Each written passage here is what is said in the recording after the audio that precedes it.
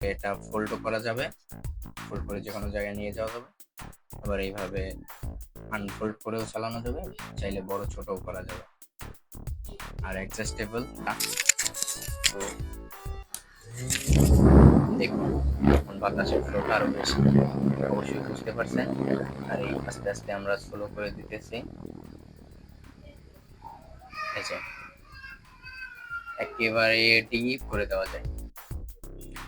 Hello everyone, চলে আসলাম আর একটা নতুন ভিডিও নিয়ে। আশা করি সবাই ভালো আছেন। তো আজকে আমরা তৈরি করব একটি ডিসি ফ্যান, যার জন্য একটি 3টা ব্যাটারির একটা সেল নিয়েছি, যেটা টোটালে আছে এখানে 3 ভোল্টের একটা ব্যাটারি নিয়েছি, ব্যাটারি প্যাক নিয়েছি, একটা ডিসি মোটর ছোট, তার সাথে একটি পপুলার, একটা চার্জিং সার্কিট নিয়ে নিয়েছি, একটা পটেনশিওমিটার যেটা মডিফাই করা আছে 139 ট্রানজিস্টরের সাথে, যাতে এটাতে স্পিড কন্ট্রোল করা যায় মোটরের।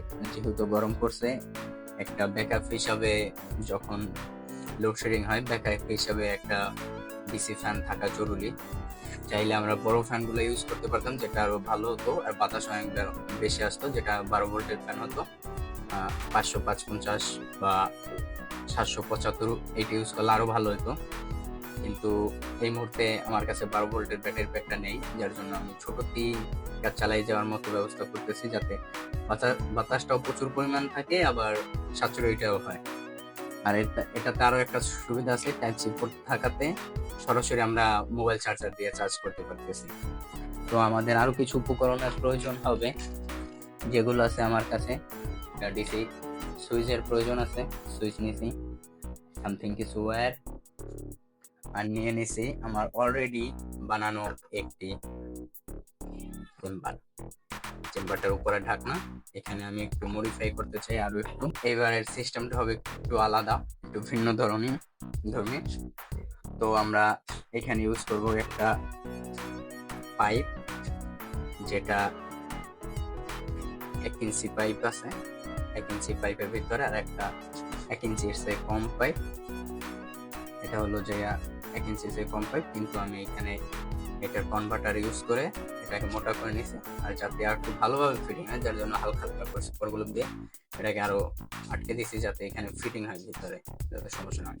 এটা বড় এই জন্যই রাখছি, যেন বড় ছোট করা যায়, আর 360 ডিগ্রি রোটেট হয়। এই জন্য এটা এমন ভাবে ফিট হবে যাতে এরকম ফোল্ডও হতে পারে, আর যে কোনো দিকে ঘুরতেও পারে, বড়ও হতে পারে, যার জন্য আমরা এইরকম সিস্টেমটা করছি, যেটা ফিটিং করব পরে। প্রথমে আমরা এটার সাথে আর একটা ক্যাপ ব্যবহার করব, যেটা আমি অলরেডি আগিয়ে নিয়ে নিয়েছি সবগুলাই, কারণ যাতে আপনাদের দেখাতে সুবিধা হয় আর সময় নষ্ট না হয়, আর ভিডিও যাতে লম্বা না হয়, যার জন্য আমি সবগুলো উপকরণই আগে থেকে নিয়ে নিয়েছি। তো প্রথমে আমরা ডিসি ফ্যানের সাথে আমরা আগে এটাকে হালকা একটু সুপারগুলো দিয়ে ফিট করতেছি। পরবর্তীতে আমরা এটাকে গ্লু গান দিয়ে আরো ভালোভাবে টাইট করে দিব।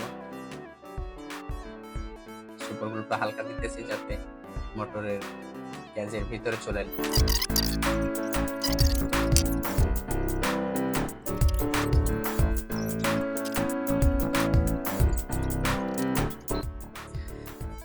বিলকুল খুব ভালোভাবে এটাকে টাচ করা হয়ে গেছে। তো আমাদের এখানে একটা হোল করার প্রয়োজন আছে ওয়্যারগুলো নিচে নামানোর জন্য। এইখানে অলরেডি 2টা হোল আছে, যার সাথে 2টা লেগ বসাতে হবে, এরকমের 2টা লেগ বসাতে হবে, আর তার সাথে স্ক্রু, যাতে এখানে এটা এইভাবে আটকানোর পর এখানে অ্যাটাচ থাকে, কিন্তু ইজিলি মুভ হয় যাবে, এইরকম একটা সিস্টেম তৈরি করতে হবে। আর আমরা এইখানে সরাসরি ডাইরেক্ট কানেকশন করে দিতেছি ব্যাটারি, পোটেনশিওমিটার এবং সুইচের জন্য আমরা হোল করে সবকিছু ফিটিং করে ওয়্যারিং করে তারপর আপনাদের দেখাচ্ছি। ওয়্যারিংটা আমরা পরে বুঝিয়ে দিব। আমাদের সবগুলো গ্রুপ কাটা পুরোপুরি রেডি। আমি অলরেডি যেটা আমাদের পোটেনশিওমিটার, এটা ফিট করে দিছি আর এইটা হলো আমাদের সুইচিং এর গ্রুপ, যেটা আমরা অলরেডি কানেক্ট করে ফেলেছি। আর এখানে আমাদের আছে চার্জিং সার্কিট, চার্জিং সার্কিটের জন্য সরাসরি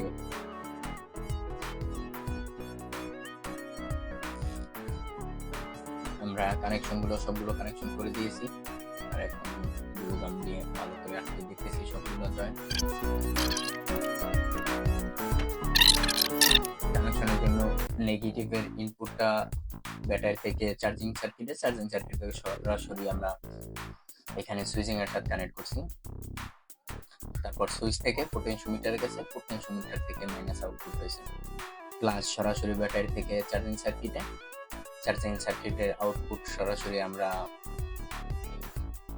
ফ্যানের আউটপুটে নিছি। পরবর্তীতে সমস্যা হবে। অলরেডি কানেকশন চলে আসছে, এই যে কম হইতাছে, পোটেনশিওমিটার ঘোরানোর সাথে সাথে লাইটের আলো কম হইতাছে এবং বেশি হইতাছে। তো আমাদের সার্কিট পুরোপুরি রেডি। আমরা এখন ফিটিং করব। ফিটিং করার আগে আমাদের অবশ্যই কিছু কাজ বাকি আছে এখনো। আমরা যে এখানে হোলটা করছিলাম, হোলটা থাকবে আমাদের পিছনে, তার পিছন থেকে বেরোবে। তার বেরোয়ার আগে আমরা তারটা আগে ভিতরে ঢুকিয়ে নেব, তারটা। কিন্তু তার আগে আমাদের ইন্ডিকেটরের জন্য এখানে আরেকটা হোল করতে হবে। হোলটাতে আমি একটু হটগুলো ব্যবহার করবো যাতে হোলের আলোটা একটু ডিফিউজারের মতো দেখা যায়, যার জন্য একটু হটগুলো ব্যবহার করতেছি। তো আমাদের এখন পুরোপুরি রেডি সার্কিট। শুধু আমাদের এই দুইটা কানেকশন করলে আমাদের দুইটা এসিং টিউব নিয়ে নিছি। এসিং টিউবটা আগে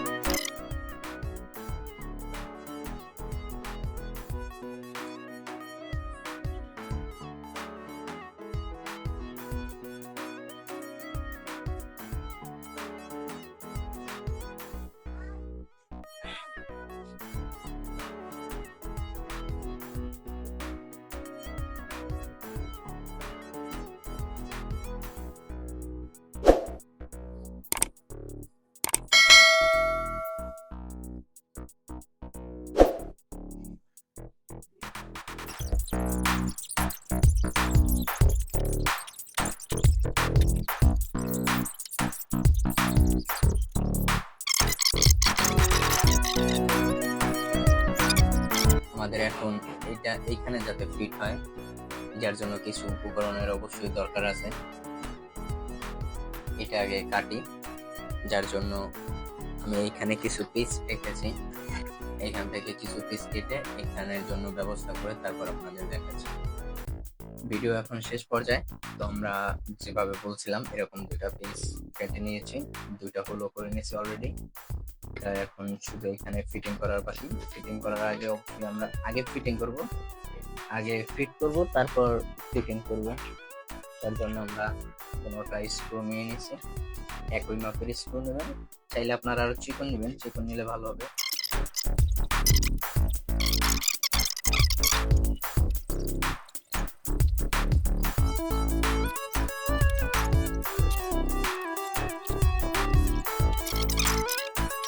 এটা ফোল্ড করা যাবে, ফোল্ড করে যে কোনো জায়গায় নিয়ে যাওয়া যাবে।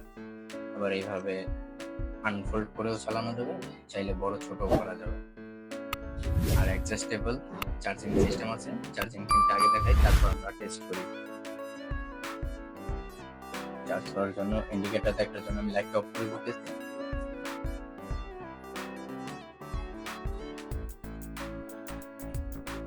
এখানে যখন চার্জ দেব তখন লাল কালার লাইট জ্বলবে, যদি চার্জ পুরোপুরি হয়ে যায় তখন ব্লু কালার লাইট জ্বলবে। তো